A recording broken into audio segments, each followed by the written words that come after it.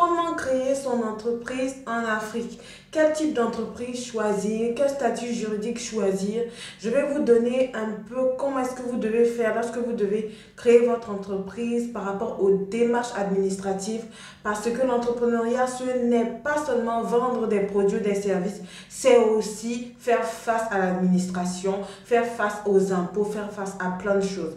Raison pour laquelle j'ai décidé de faire cette vidéo aussi avec les différentes questions que j'ai reçues de ma communauté ici sur YouTube et Facebook. On se dit à tout de suite.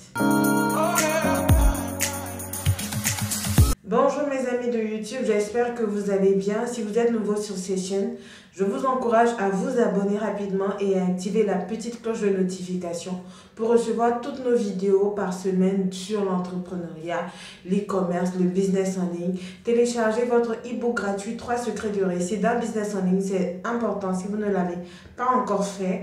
Il y a encore des places pour la masterclass à Abidjan, 12 décembre Abidjan, une masterclass. Comment utiliser Internet pour acquérir la liberté financière? Si vous êtes à Abidjan, inscrivez-vous rapidement, les places vont vite. Quel type d'entreprise choisir lorsqu'on veut se lancer en entrepreneuriat?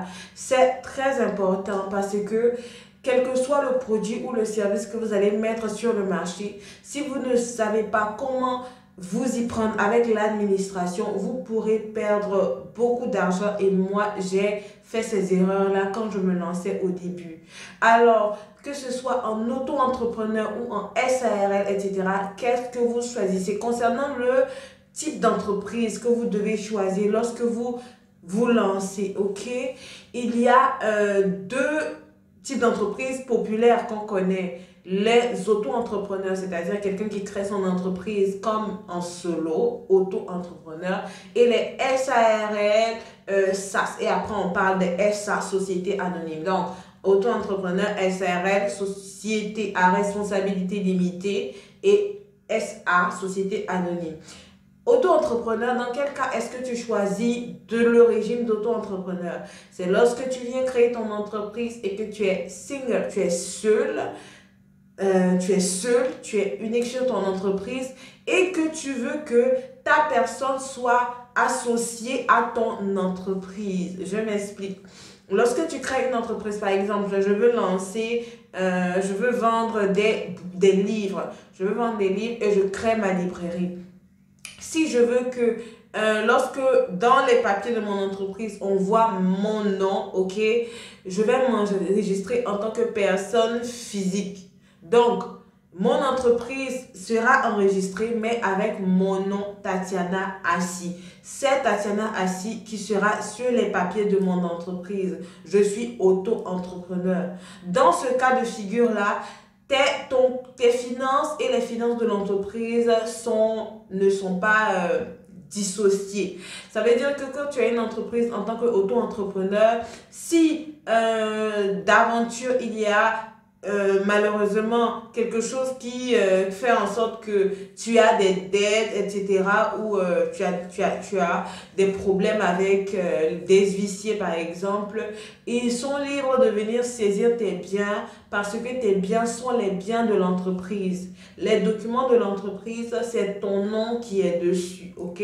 Lorsqu'on met personne morale ou personne physique, on met ton nom, c'est-à-dire que c'est ton entreprise est enregistrée, mais par exemple, c'est pas une entreprise genre Assi & Co, Assi, SARL, etc., ou bien SPCI, NVT, quel que soit le nom que vous donnez à votre entreprise, c'est vous-même votre nom, soit Assi Tatiana, Kwasi Bernard, Don Fac, etc., etc. C'est ton nom qui sera sur les papiers de l'entreprise. Donc, ça, c'est ce qui concerne les auto-entrepreneurs. Comme avantage à ce niveau-là, lorsque vous vous lancez en auto-entrepreneur, ben, c'est que, par exemple, vous êtes seul. C'est une petite entreprise que vous créez, ok, pour gérer votre activité. Toute entreprise peut commencer en tant qu'auto-entrepreneur. La plupart du temps, on conseille ça pour ceux qui veulent, qui se lancent au début, ok? Quand tu te lances au début, tu es une petite entreprise. C'est toi seul qui te lance. Tu as ton ordinateur, tu as ton atelier de menuiserie, de plomberie et tout. Tu veux créer une entreprise. le premier statut qui s'offre à toi, c'est de te mettre en auto-entrepreneur. Et à ce niveau-là, en fait, tu ne vas pas payer beaucoup d'impôts et tout. Il y a plusieurs choses. Donc, ça, c'est la première chose. Donc, si vous vous lancez au début, vous pouvez faire en auto-entrepreneur.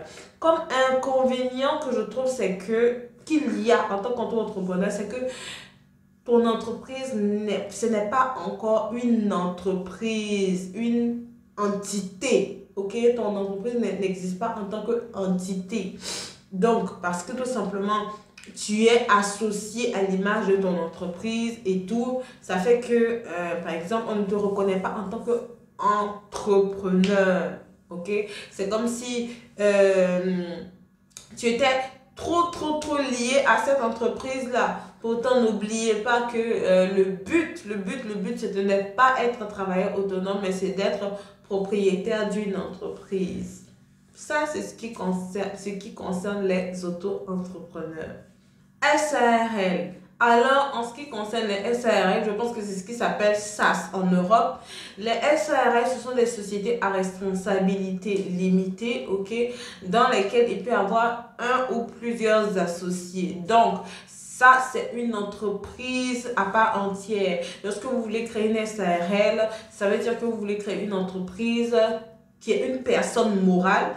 Votre entreprise sera considérée comme une personne avec une identité qui est un nom que vous allez lui donner, que vous allez donner à cette entreprise-là, un numéro de registre de commerce qu'on appelle un numéro aussi de compte contribuable qui est numéro de SIRET en Europe. Ça veut dire qu'en fait cette entreprise-là sera comme une personne. Comme Tatiana a dit, cette entreprise-là sera une entité à part entière avec ses compartiments. Donc à ce niveau-là, tes finances et les finances de l'entreprise sont dissociées. C'est-à-dire que tu ne peux pas mélanger l'argent de l'entreprise dans ton argent. Ton entreprise doit avoir un compte et toi, tu dois avoir un compte personnel, ok? Parce que ce n'est pas la même chose. Et si tu as des légèretés par rapport à ça, tu auras de gros problèmes avec les impôts. Donc, avantage lorsque tu veux créer un CRL, c'est que, bien entendu, le premier avantage considérable, c'est que tu es considéré comme un entrepreneur. Ok, un entrepreneur parce que tu as une entreprise qui a un nom, c'est très important d'avoir une entreprise qui a un nom. Tes finances et les finances de l'entreprise ne sont pas associées et ça peut être une entreprise où tu peux déclarer des employés, c'est vraiment avec un système de gestion, un comptable, etc. Donc, pourtant,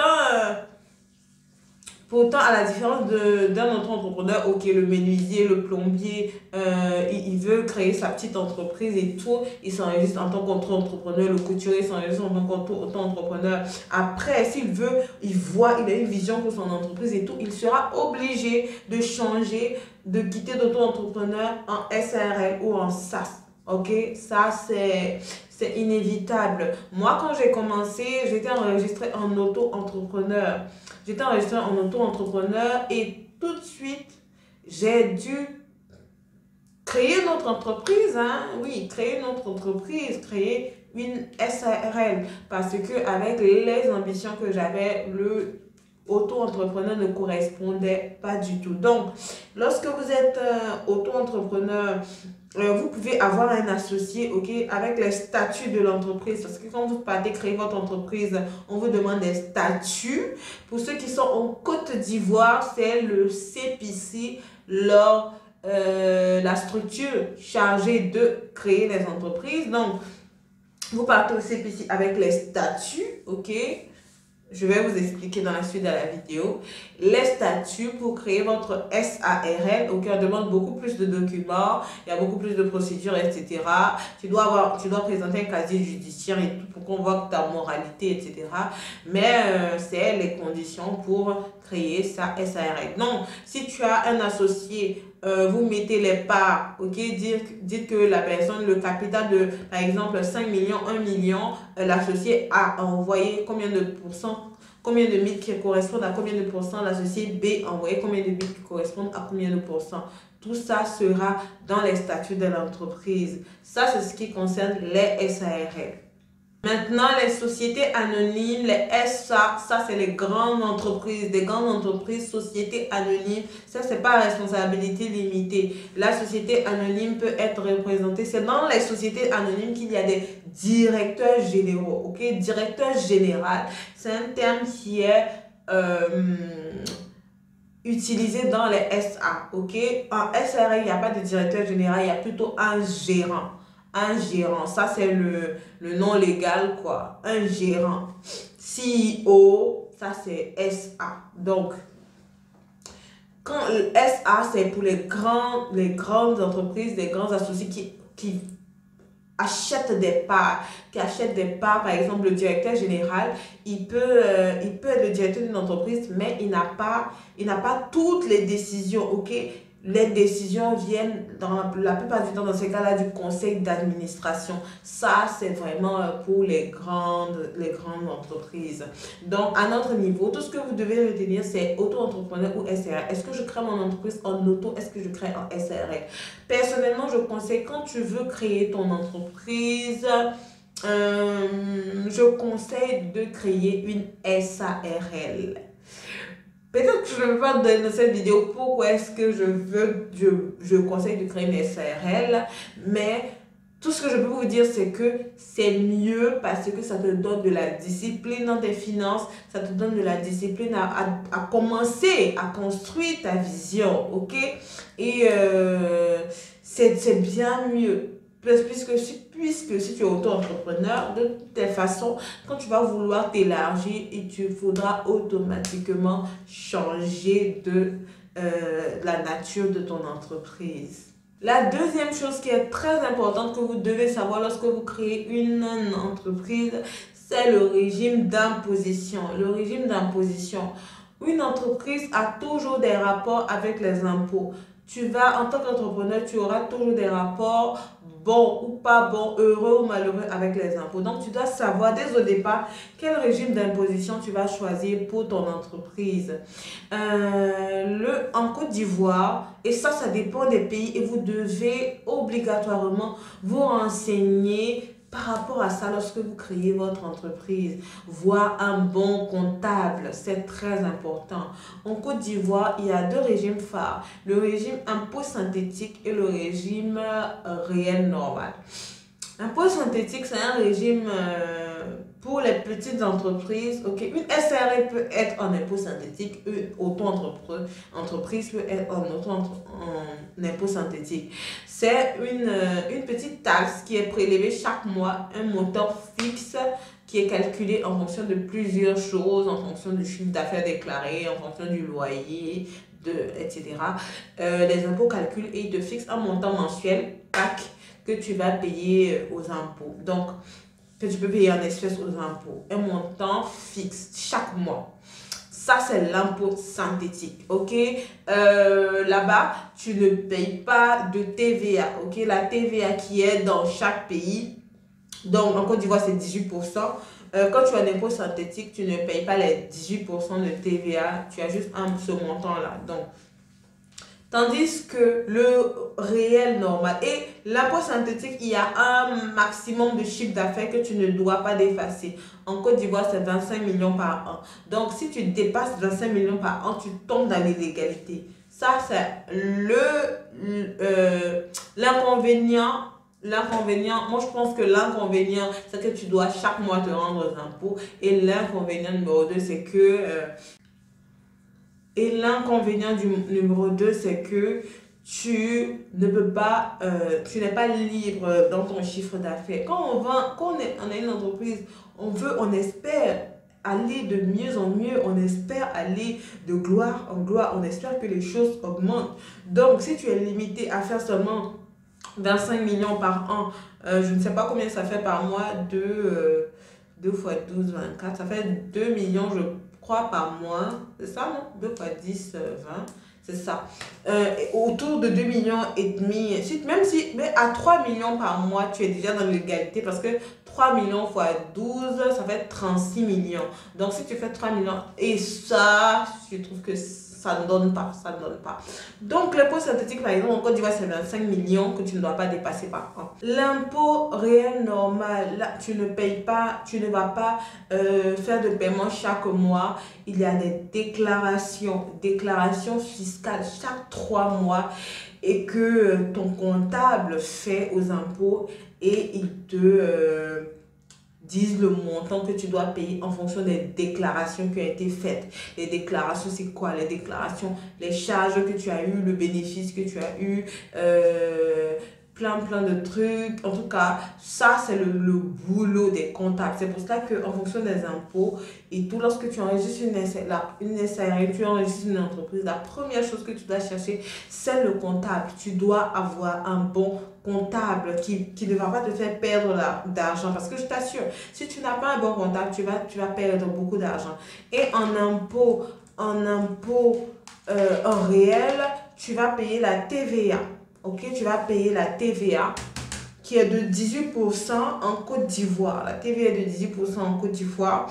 Et ça veut dire que sur tous tes produits et tes services, tu dois savoir que le client final doit payer les 18% de l'État. Donc, si tu veux fixer par exemple 20% de marge, ajoute tes 20%, mais ajoute aussi les 18% de l'État parce que lors des déclarations, les 18% seront retirés de tes bénéfices pour l'État. Ok, certaines entreprises font une méthode que moi j'aime bien, c'est qu'ils ont un compte spécialement dédié à la TVA, ok, qu'ils ne touchent pas, parce que si vous ne le faites pas, que les impôts, vous tombez dans les pénalités des impôts, vous coulez. Vous coulez et cela va vous créer beaucoup de problèmes. Donc ne jouez pas avec ça. Il y a plusieurs entrepreneurs, quand on va aux impôts là, on voit des entrepreneurs en train de pleurer parce qu'ils ont négligé ces petites bases et ils se rendent compte que c'est en train de leur créer beaucoup de problèmes. Les impôts vont te faire une pénalité, ils vont te dire que tu leur dois 100 millions. Là, tu coules quoi? Tu coules. Donc, faites vraiment attention à ces choses-là, c'est très important. Nature d'entreprise, régime d'imposition comptable. Nature d'entreprise, régime d'imposition comptable. Ça, c'est les 3 choses que vous devez obligatoirement prendre au sérieux quand vous créez votre entreprise. Parce que je vous assure que gérer une entreprise, ça nécessite de réfléchir tout le temps, de faire beaucoup de calculs. Et ton comptable doit t'aider à te décharger par rapport à ça. Ok, te décharger par rapport à ça. Qu'est-ce qu'on enregistre, comment est-ce qu'enregistrer certaines charges, comment déclarer certaines choses, etc. Ça, c'est ton comptable. C'est pour ça que les comptables sont vraiment très importants et il faut faire attention dans le choix de son comptable parce que ça va déterminer de l'avenir de ton entreprise. Même si tu vends le produit le plus voulu, le plus demandé dans le monde, si tu n'as pas un bon comptable et tu n'as pas respecté ces choses-là, c'est seulement l'État qui va prendre tout ton argent parce que tu seras toujours dans les problèmes.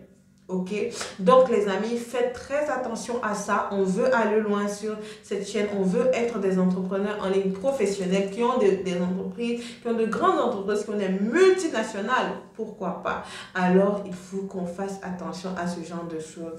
Voilà les amis, cette petite vidéo que j'avais à partager avec vous aujourd'hui. On se dit à la prochaine vidéo. Mettez-moi en commentaire des thèmes que vous voulez que j'aborde avec vous et je me ferai un plaisir de vous en dire plus. Allez, ciao. Et n'oubliez pas la masterclass du 12 décembre. Les places sont limitées malheureusement.